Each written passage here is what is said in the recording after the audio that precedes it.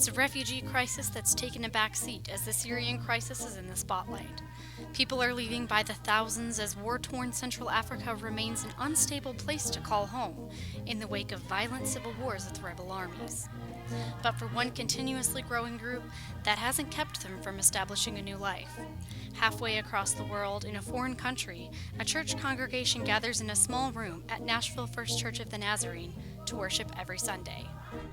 It's in this room where nearly 100 people gather on a weekly basis on Sunday mornings to worship in the Swahili language, many coming from different parts of Central Africa, some places which are still considered refugee countries, and some which are unsafe to go back to.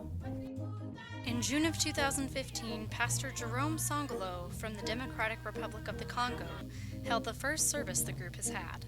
Since then, the church has received new refugee families who fled their home countries in Africa nearly every week. Churchgoers come from various countries in Africa like Burundi, the Congo, and Rwanda.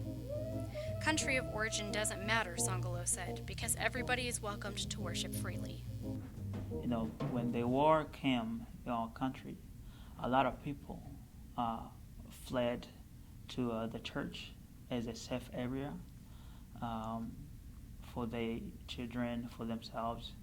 And I would say the rebels that will come to the church and start killing people in the church, and they will look those pastors of the church, to kill them because they welcome people to come live and stay in the safe house of God. Songolo, who felt the call to come start a church in the U.S. in 2004, often houses the refugees when they first arrive in Nashville in his home until they can find one of their own, even giving up his own room for them.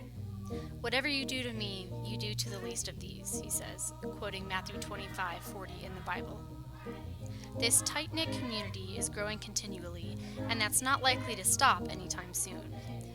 Reporting for Trevecca, this is Christy Olmert.